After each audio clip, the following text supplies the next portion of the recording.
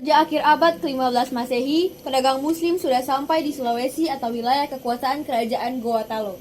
Dan pada awal abad ke-16, pedagang Melayu Islam sudah menetap dan melakukan aktivitas perdagangan di wilayah ini.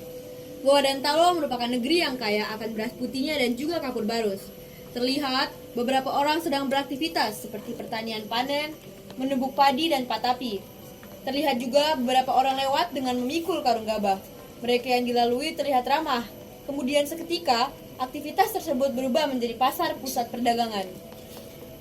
Kita memasuki kawasan kerajaan yang kaya akan beras. Kita akan berdagang di sana. Betul sekali, aku juga mendengar bahwa raja mereka sangat bijaksana dan terbuka bagi pendatang yang masuk ke wilayahnya. Kita datang bukan hanya untuk berdagang, tapi sekaligus menyiarkan Islam. Hal itu merupakan salah satu tujuan kita. Islam masuk wilayah kerajaan Goa Talo melalui para pedagang Muslim dalam proses perdagangan yang damai oleh orang suci atau wali yang datang dari India serta Arab yang sengaja bertujuan mengislamkan orang-orang kafir. Dan perlahan, mereka pun menetap di daerah tersebut. Aku mendengar banyak orang pendatang yang masuk ke wilayah kita. Betul, para muslim, mereka adalah pedagang yang katanya datang dari Timur Tengah. Aku juga mendengar mereka juga akan menetap di negeri kita. Mereka bukan hanya akan menetap dan berdagang, tapi mereka membawa sebuah syiar. Kalau begitu, aku berharap mereka bisa mendapatkan apa yang mereka inginkan di negeri kita. Mereka harus dihormati dan diberi perlindungan. Saya akan menyampaikan pesan para muslim kepada orang-orang kerajaan dan rakyat kita. Baguslah kalau begitu, laksanakan.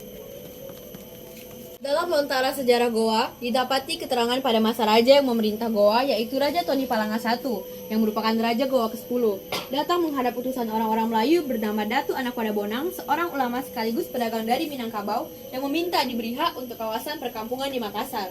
Kabarnya, mereka kemudian diizinkan untuk menempati daerah-daerah di sekitar Pelabuhan Somba Opu, tepatnya di Kampung Mangalekana. Utusan orang Melayu menghadap dan mempunyai 4 permintaan yang kami harapkan dari tuanku. Apa itu? Kami minta supaya jangan dimasuki perkaraan kami dengan begitu saja, jangan dimasuki rumah kami dengan begitu saja, janganlah kami dikenakan peraturan nigayang bila ada anak kami, dan janganlah kami dikenakan peraturan nirapung bila ada kesalahan kami.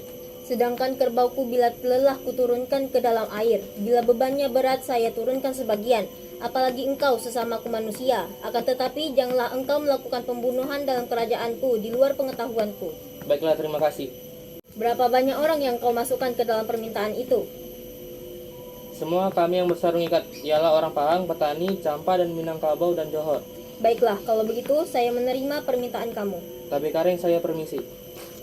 Hubungan baik antara pendatang Melayu dengan penduduk setempat menyebabkan mereka mendapatkan tempat istimewa di hati raja.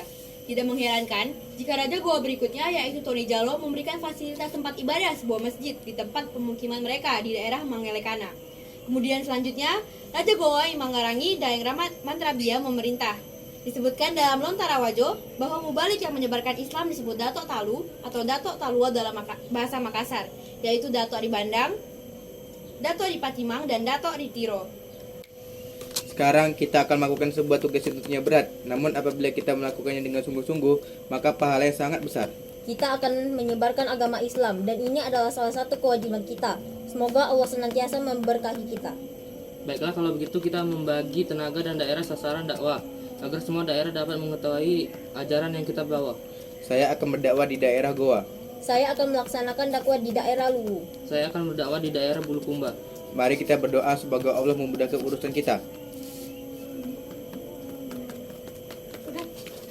Mubalik ini berhasil mengislamkan raja yang ada di daerah Goa dan Talo, Karayang Matowaya dari Talo, I Malingkang Daeng Manyori pada tanggal 9 Jumadil Awal 1014 Hijriah dengan gelar Sultan Abdullah.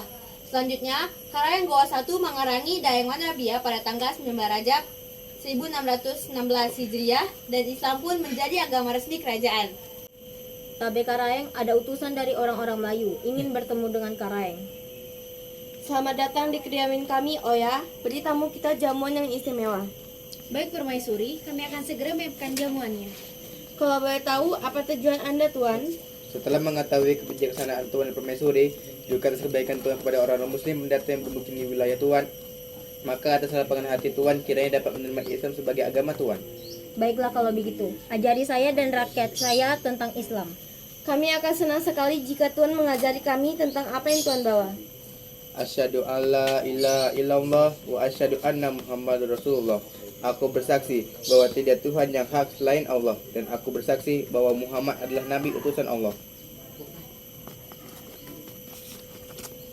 Raja Goa masuk Islam pada hari Jumat 9 Jumadil Awal bertepatan dengan 22 September.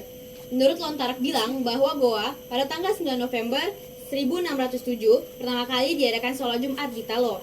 Ketika sejak masuk Islam dalam tahun ini konon terjadinya perang Tamapalo. 3 orang masuk sebagai perwakilan dari kerajaan Teleumpoko. Kami utusan dari kerajaan Bone, Sopeng, dan Wojol atas perintah raja kami telah menutup aliansi dan tidak bisa menerima ajakan dari Raja Goa. Baiklah kalau begitu. Siapa saja yang tidak menerima secara damai, kita akan berperang. Raja pun berdiri dan memerintahkan pasukannya bersiap berperang. Sekarang saatnya kita berperang, melawan kekafiran dan kerajaan yang menolak seruan Islam. Bersiaplah. Kerajaan Luwu dan Mandar tanpa ancaman perang memang sudah menjadikan Islam sebagai agama kerajaan. Begitu juga diterima kerajaan-kerajaan Erekang, kerajaan Telu Lembana, dan Telu Batu Papan. Pada tahun 1609, angkatan perang Goa yang tangguh dikirimkan ke pedalaman mula-mula ke Aceh Tapareng, lalu tunduk dan menerima Islam sebagai agama kerajaan. Juga dalam tahun 1609 itu, kerajaan Sopeng menerimanya. Tahun 1610, kerajaan Wajo, dan tahun 1611, kerajaan Bone. Maka kerajaan Goa Talo pun berada di puncak kejayaan.